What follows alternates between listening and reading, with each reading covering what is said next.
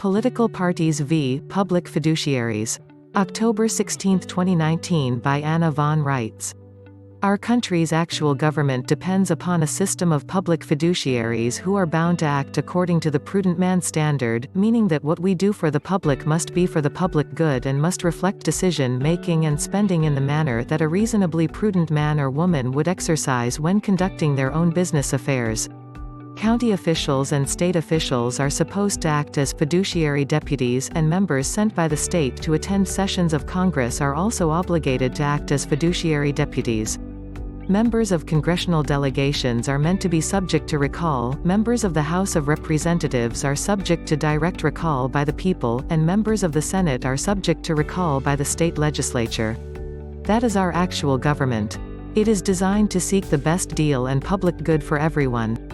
What we have had instead are political parties, organized political lobbies representing special interests, the Workers' Party, the Green Party, the Bull Moose Party, the Republican Party, the Democratic Party, the Independent Party and so on. These people, misleadingly styling themselves as representatives, are not functioning as fiduciary deputies committed to the public good and held to the Prudent Man Standard. These are professional lobbyists without any declared obligation or moral code. Once they were empowered to represent voters instead of electors, they quickly removed the recall provisions for the senators to be recalled, resulting in a situation wherein for 6 years, anyone elected to their Congress, which is different than our Congress, gets to do whatever they please without any threat of recall. As a result, we've had a bizarre situation in this country, in which corporations in the business of providing governmental services, have been raiding the public purse for generations, providing whatever services, taking whatever actions, and charging the rest of us whatever prices they pleased. The only control valve on this unaccountable feeding frenzy has been opposition from the opposing political lobbies, who of course, have their own groupies to feed at the expense of everyone else. There is no concept of the public good and no actual accountability in this foreign and unauthorized system which has been acting in the name of, and passing itself off as our government. We are meant to have a Confederation Congress, a Territorial Congress, and a Municipal Congress, with one set of delegates wearing 3 different hats, as they address the different functions of the federal government.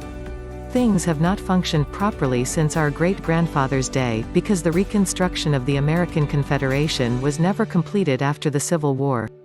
We retain our Continental Congress, which is a separate Congress of the actual states of the United States of America Federation, apart from the various flavors of United States Congress. From time to time people ask me, in a state of bewilderment, what went wrong? What are we going to do? Basically, the British monarchs and the popes acted in breach of trust and under conditions of secretive constructive fraud, to make us pay all their bills for them.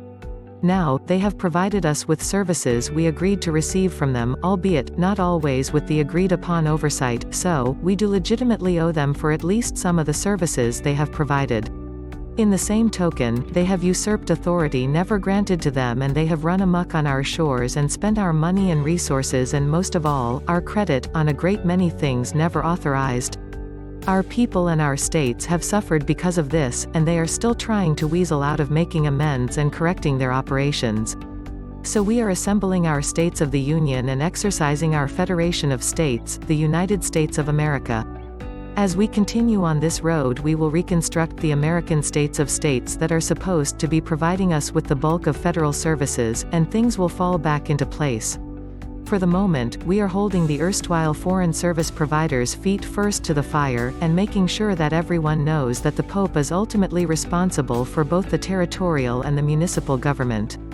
The Pope is not able to fight against himself, and interposing the British monarch as the overseer of his Commonwealth interests is not sufficient to plead otherwise. Read that, no civil war is possible because both sides of any such conflict are under the same ownership and always have been. Any pretense otherwise is just that, pretense. We have denied our territorial and municipal service providers any permission to stage any war of any kind on our land and soil. It is, instead, their explicit duty to protect us, our persons, and our property interests. And everyone worldwide can see that. We are standing on the right side of the law in all respects, while they, and especially the Pope, stand revealed for all the damage they have done here to innocent people to whom they owe good faith service. They have in fact attacked us in the name of protecting us. They have in fact enslaved us in the name of freedom and democracy.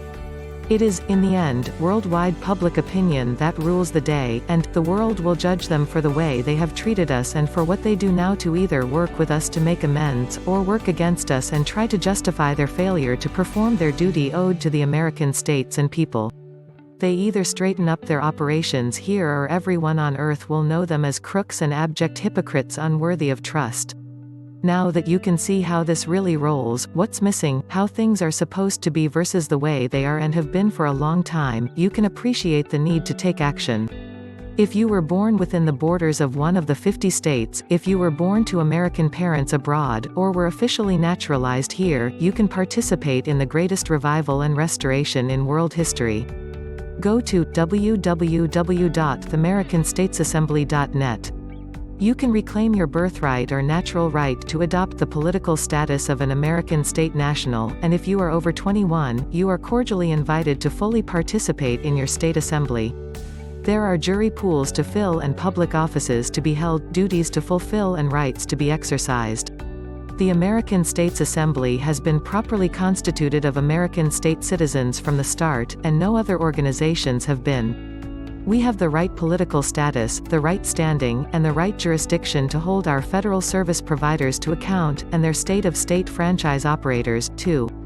So if you are sick and tired of seeing your beloved country run amok by foreign interests that are supposed to be providing you with stipulated and enumerated government services, and if you are fed up with being harassed and bullied and misrepresented by your employees, yes, it's time you woke up, got off your duff, and do what has to be done to restore your lawful government and correct this situation without further delay.